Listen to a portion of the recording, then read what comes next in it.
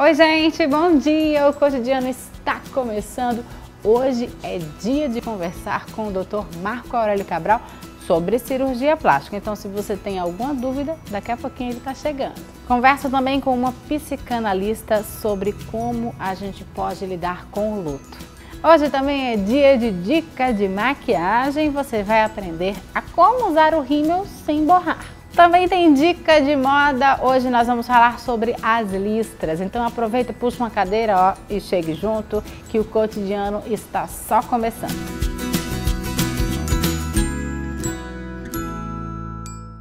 A gente começa o cotidiano de hoje falando sobre cirurgia plástica, sobre a cirurgia de rejuvenescimento vulvar. Olha só, gente, ano passado 25 mil mulheres fizeram esse tipo de cirurgia.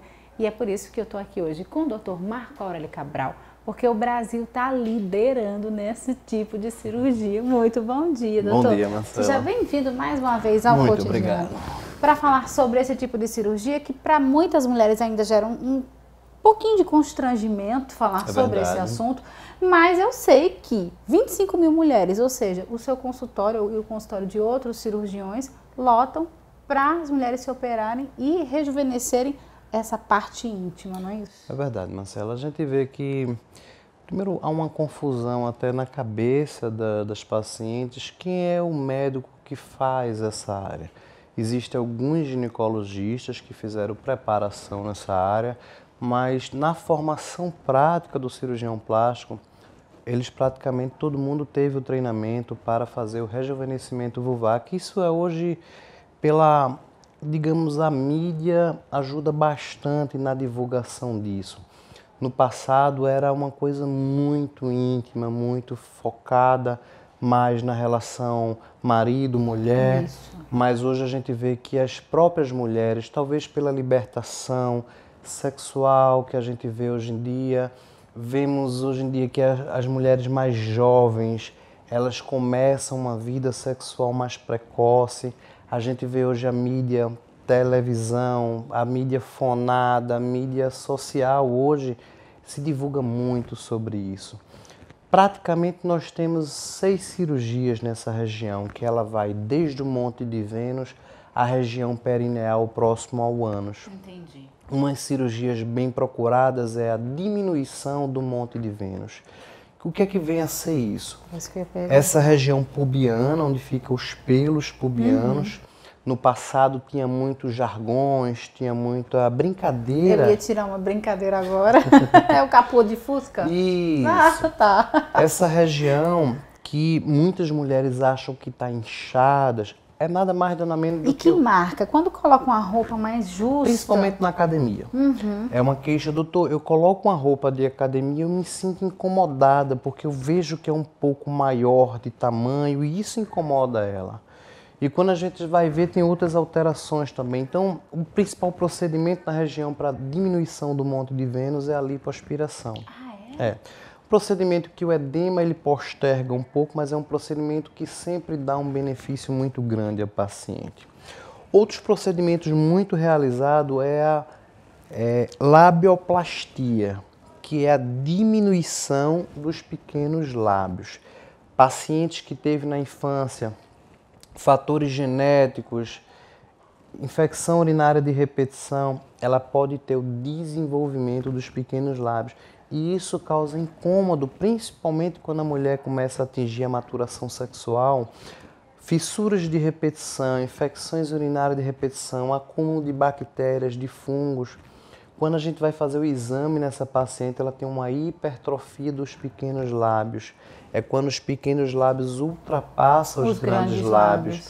Então, essa labioplastia nada mais é do que a ninfoplastia propriamente dita, é reduzir através de técnicas de retalho hoje e sempre dá um resultado bem harmônico. Há perda da sensibilidade durante essas cirurgias que o senhor acabou de relatar? Nenhuma dessas cirurgias, ela teoricamente mexeria na sensibilidade feminina. Exceto alguns pacientes submetidos à clitoroplastia na fase inicial, até o 3º, 4º, 5º mês, pode dizer que diminuiu um pouco, mas a técnica que hoje ela é estudada, bem utilizada, ela deixa a inervação lá da sensibilidade completamente preservada, fazendo com que rapidamente, passou aquele efeito inflamatório, rapidamente a mulher volta à sensibilidade. E existe paciente, Marcela, que tem um clitóris embutido. E o clitóris ele faz parte da excitação feminina, então muitas vezes existe técnica para colocar o clitóris, exteriorizar mais o clitóris para que tenha um contato maior na penetração e isso dê um prazer um pouco melhor para a paciente. Entendi. Outro procedimento muito realizado é a perineoplastia. Paciente que teve filhos de repetição, que foram submetidas a epísio, que é o corte no parto normal, teve lacerações de parto, muitas vezes deixa a região vulvar com aquele aspecto fibrosado das lacerações. E a perineoplastia ele vem para corrigir esse tipo de efeito. Para deixar ela mais fechadinha. Deixar mais fechada. E a última cirurgia, que é a sexta cirurgia também realizada na região vulvar, é a iminoplastia. Que isso nunca tive paciente. Já é mais difícil. Já é mais difícil. São geralmente pacientes que na idade jovem sofrem alguma agressão sexual, estupro. E os mais raros são quando elas resolvem voltar, entre aspas, a ser virgem e querem reconstruir o ímen para voltar a ter aquele sensação como a primeira vez. Essa realmente a procura é muito pouco em consultório, mas eu acredito que essas pessoas jovens que foram submetidas a uma agressão sexual, um estupro, elas talvez queiram fazer essa reconstrução para voltar a ter essa sensibilidade em relação a essa região do ímen.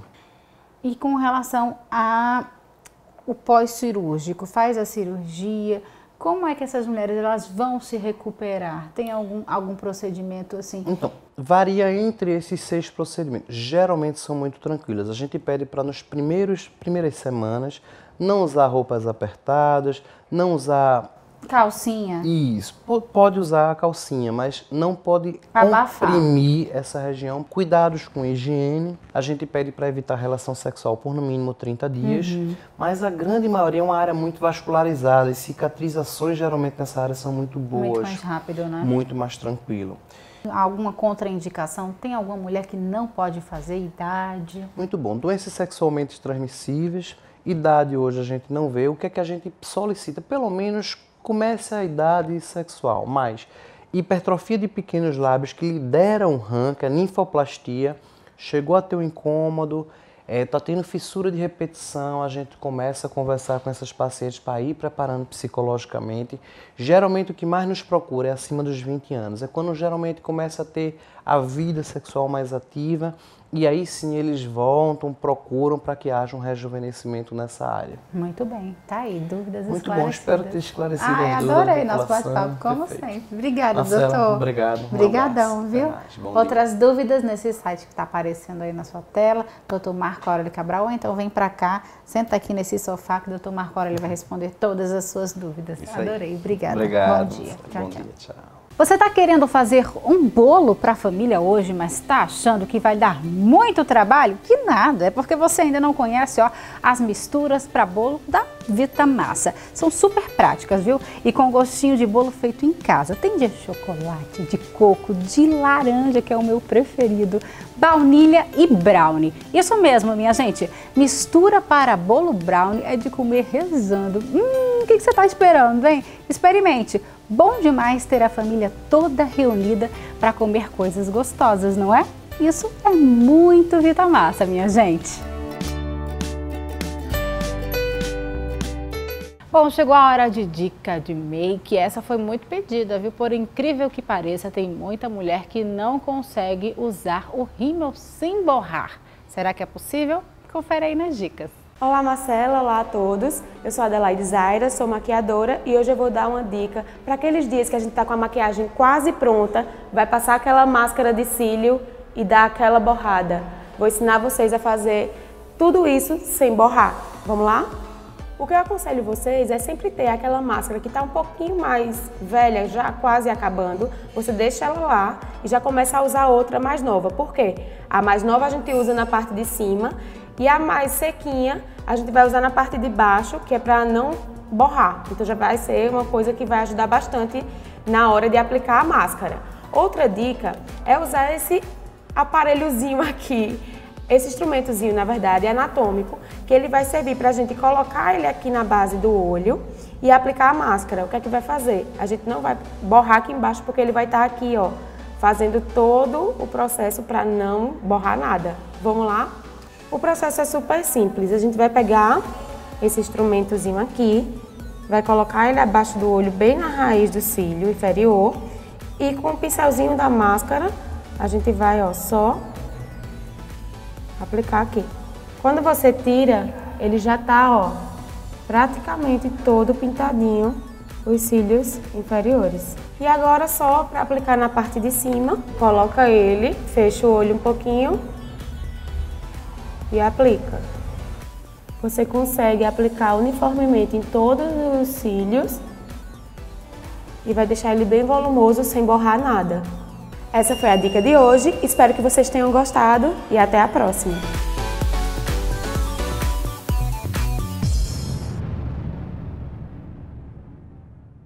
Tá vendo que é possível? Sim, obrigada pelas dicas, viu? Ó, um beijão pra você e até a próxima.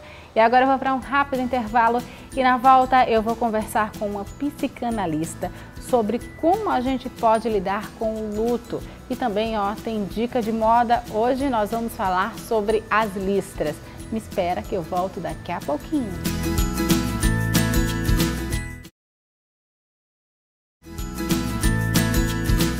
Estamos de volta com o Cotidiano, hoje 2 de novembro, dia de finados.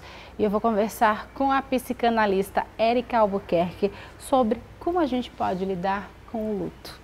Muito bom dia, querida. Seja bem-vinda aqui ao Cotidiano para falar sobre um assunto difícil, que incomoda muita gente e que todo mundo vai passar por esse sentimento. Exatamente. Não tem como a gente fugir, faz parte da nossa vida. Agora a gente tem que saber como lidar com o luto para não virar uma depressão. Exatamente, exatamente. Esse o cuidado. Aliás, parabéns a vocês pela sensibilidade em tocar num assunto tão necessário, que é tão comum, mas que a gente sempre se surpreende ainda. Inclusive, numa reflexão do historiador, e por que não dizer filósofo, Leandro Carnal, temer a morte é como temer o pôr do sol. É uma coisa que a gente sabe que é inevitável, como querer combater isso. Então, a gente precisa saber lidar com aquilo que é inevitável. É verdade. A gente vai perder alguém um dia, isso é fato. Como é que a gente pode administrar esse sentimento? A gente não tem uma regra de bolo, não tem uma receita, né? Cada um vai reagir de uma maneira. Exatamente. Na psicanálise, a gente entende que parte da singularidade de cada sujeito, que cada indivíduo é único. Então, vai estar relacionado também qual a sua relação com aquele objeto amado. Porque quando a gente fala em luto, em terapia, a gente não fala apenas em morte. O luto, ele pode ser a perda de um emprego, ele pode ser você mudar de país, você tem aquele sentimento de orfandade. Que está faltando alguma coisa. Que está faltando. Então, é essa perda daquele objeto amado. Então, se eu precisei mudar por um motivo profissional, mas eu tenho um vínculo afetivo com o meu país de origem, com as pessoas, sobretudo, quando a gente fala. Mas tem muito também o luto que ele não é valorizado e nem é falado. Então, esse luto, ele precisa ser vivido. Nós temos o hábito de buscarmos estar felizes o tempo inteiro, que não existe. Não. Exatamente. A vida ela é feita de contrastes. A gente só conhece a felicidade porque sabe que os momentos de tristeza existem. Então, a gente precisa dessa dualidade para encontrarmos o nosso equilíbrio. Então, a gente tem o hábito, desde a infância, de se distrair. Chorou, olha, toma aqui, põe uma comida na boca. Hoje em dia, toma o celular, se distrair. De tapar o sol com a peneira. Exatamente. Então, a gente não tem, desde a nossa infância, esse olhar interior que a gente precisa dessa educação emocional, de lidar com as nossas perdas e frustrações. Então, tal, quando a gente tem crianças muito mimadas, são adultos mais imaturos e muitas vezes até surtam diante do inevitável. Então, ter a sensibilidade de saber lidar com essa dor, encará-la, vivê-la, passar pelo ritual. Tem gente que se dopa, que não vai para o velório, que não vê o enterro. Todo esse processo é extremamente importante para que fique claro dentro de você que houve essa finitude da vida.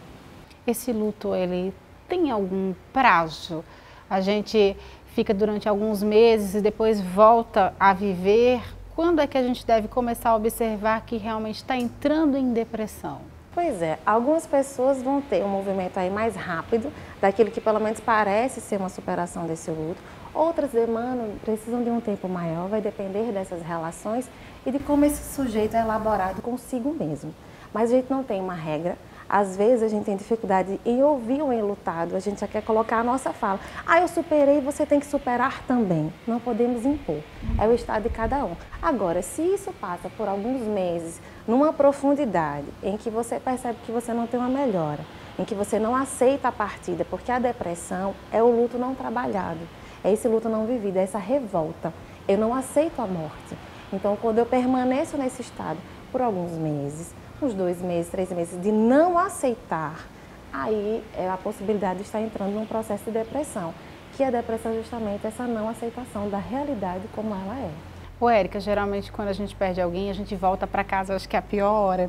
Quando a gente se depara com os objetos, com as roupas, até sente o cheiro, porque o perfume ainda fica no ar. Enfim, quando é a hora de retirar os pertences da casa? Pois é, essa pergunta é extremamente importante. Tem pessoas que já nem voltam para casa e entendem que aquilo para elas foi melhor. Tem pessoas que querem, que conservam o quarto quase como que um altar. Isso também é complicado, porque essa é uma lembrança de memória, não é material. Você manter aquilo por um momento faz parte do processo, porém é natural que você vá se desfazendo, mas é importante que elabore primeiro dentro de si. Porque mais do que o movimento, do que a atitude, é dentro. Porque também eu não posso ter uma atitude radical para parecer que estou bem e me desfazer de tudo e depois sofrer muito por causa disso. Eu preciso sentir que eu estou em condições de ir. E o apoio da família é extremamente importante, a sensibilidade, um auto-amor para lidar com isso. Agora, se esse apego fica muito grande, se a gente tem tantas pessoas que precisam de roupas, eu não consigo dar aquelas roupas de jeito nenhum, eu conservo uma grande quantidade, aí é o momento, possivelmente, que eu estou precisando de uma terapia para conseguir elaborar essa aceitação de que foi, né, de que está indo. Como é que a gente pode trabalhar o luto nas crianças? Nas crianças, as crianças elas têm uma elaboração do luto de uma forma muito mais natural. Mas é importante também fazer parte dos rituais do velório, ela vai entender de uma maneira diferente. Pode acontecer de uma criança com 4 anos ficar correndo e brincando no próprio velório da mãe e ir lá e olhar como acontece, mas ela precisa compreender aquilo. Porque a criança, de uma maneira inconsciente, ela vai entender inconscientemente que ela foi abandonada. Então isso é importante ser trabalhado, porque ela pode entender que a mãe foi embora, por exemplo. E nunca mais voltou. Porque eu não mereço ser amado. E isso pode mexer muito com a autoestima desse sujeito enquanto adulto. Então precisa ser trabalhado e conversado. Sua mãe precisou partir, há um tempo para tudo na vida. A vida ela é finita, porque a gente não trabalha essa finitude. A gente vive como se nunca fôssemos partir. Verdade, e não só o luto do outro, a nossa própria partida. Então, ir trabalhando na infância desde o início, porque a gente muitas vezes despreza a capacidade de compreensão que as crianças têm, mas elas têm uma assimilação aos moldes dela, mas essa assimilação acontece. Tá certo, então. Obrigada, querida. Adorei nosso bate-papo. Eu que agradeço. Muito obrigada. Bom dia pra você. Até a próxima, se Até Deus a quiser. próxima. Bom dia. Tchau, tchau. Tchau, obrigada. Olha só, gente, aqui na JR Bijuterias vocês encontram tudo que é tendência em acessórios para as mulheres, para os homens e também para as crianças. E tem uma seção destinada exatamente para a criançada. Dá só uma olhadinha nessa tiara linda aqui. Ela é toda em strass e sabe o que é melhor? Tem aquele precinho que você tanto ama. JR Bijuterias, o brilho que se vê. Caruaru, Garanhuns, Arco Verde, Belo Jardim, Pesqueira e Serra Talhada. Agora a gente vai mudar um pouquinho de assunto, a gente vai falar sobre moda. As listras, na verdade, elas nunca saem de moda. Mas como é que a gente pode usá-las, hein? Confere aí. Bom dia, Marcela. Meu nome é Emanuele Lenhoff, eu sou especialista de moda. E hoje vamos falar da super tendência de verão, que são as listras. Estamos aqui com a modelo Jennifer, que está com a super tendência que vem sempre conquistando o mundo da moda, as listras. Esse macacão, ele traz mais um tom clássico e essencial para qualquer evento. Ele é pantalona, que não marca muito o corpo e realça mais a silhueta. Com esse cinto que afina também a cintura sem marcar.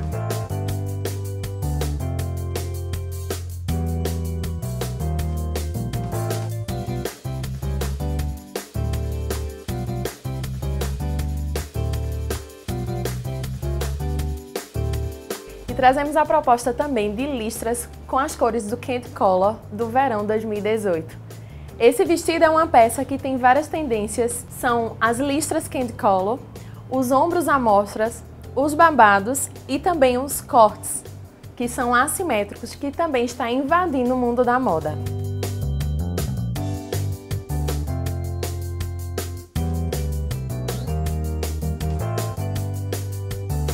As listras também invadiram os clássicos. Vestido com estampa listras mais largas, em tons mais terrosos, que também vem forte no verão 2018. O vestido midi em listras é essencial para casamentos e eventos clássicos que precisam também de looks despojados.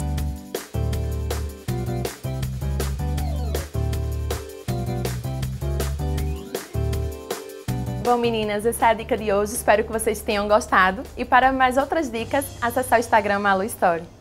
Obrigada pelas dicas, querida. Um beijo para você. Até a próxima, se Deus quiser. E o Cotidiano vai ficando por aqui. Muito obrigada pelo carinho, muito obrigada pela audiência. Não esquece que amanhã, às 11h05, eu tô de volta. Fiquem todos com Deus. Tchau, tchau.